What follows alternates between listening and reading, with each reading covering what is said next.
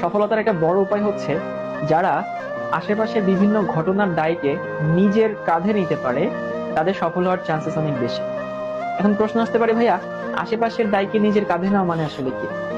আশেপাশের দায়কে নিজের কাঁধে নেওয়া মানে ফর্সে তোমার বাসায় এখন ইলেকট্রিসিটি নেই, ফর্স ধরো যে নাই, তুমি বলতেই পারো যে ভাই আমার বাসায় কারেন্ট নেই, আমি আজকে পড়বো না, আমার এখন ভালো লাগছে না, আমি পড়বো না।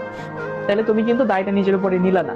তোমার বাসায় কারেন্ট নেই, সেটাকে তুমি মেনে নিয়ে যদি নিজে এখন পড়াশোনা শুরু করো, তো কারেন্ট নাই এইটা একটা এক্সকিউজ, ঠিক আছে, কিন্তু আমি সেটাকে নিজের কাঁধে নিলাম, ওকে কারেন্ট নাই, আমাকে একটু অন্ধকারেই করতে হবে, অন্ধকারে ক্লাসটা করতে হবে, একটু মোমবাতি ধরে তুমি ক্লাস করো, বা তোমার বাসায় যদি অন্য কোনো চার্জার লাইট থাকে সেটা দিয়ে তুমি ক্লাস করতে পারো। তো এটা হচ্ছে একটা ফ্যাক্ট যে আশেপাশের দায়কে নিজের উপরে নেওয়া।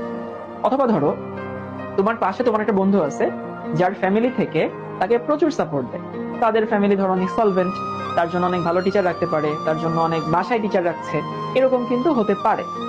কিন্তু তোমার ফ্যামিলিতে ধরো সেই সামর্থ্য নাই, সবার ফ্যামিলিতে থাকে না। তো তুমি করতেই পারো যে আমার আব্বু আম্মা আমাকে অনেক ভালো টিচার দিচ্ছে না, আমি অনেক ভালো খাবার দাবার খেতে পারছি না, আমি ভালো স্কুলে পড়তে পারছি না, তার মানে আমার পড়াশোনা খারাপ হবে।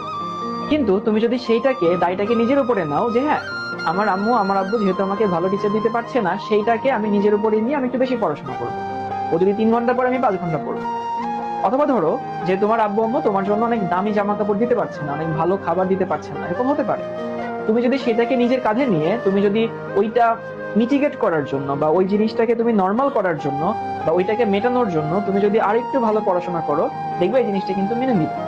অথবা ধরো তোমরা যারা অনেকে ঢাকায় থাকো, তো অনেক সময় দেখা যায় আমরা কোথাও দেরি হয়ে গেলে আমরা বলি যে হচ্ছে জ্যামে পড়ে গেছিলাম, জ্যামে আটকে গেছিলাম।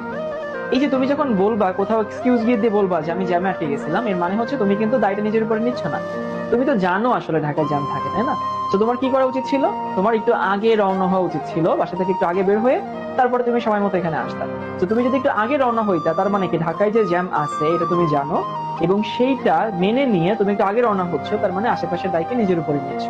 তো এটা একটু মনে রাখবা যে লাইফে যারা শাইন করে, এখানে ম্যাক্সিমাম মানুষ এবং বিভিন্ন প্রতিবন্ধকতা আমাদের থাকে, বিভিন্ন লিমিটেশন থাকে, এইগুলো কিন্তু আমরা আমাদের হাতে থাকে না আর কি, so আমরা পরিশ্রম দিয়ে ওইটাকে আসলে মিটিগেট করতে পারি।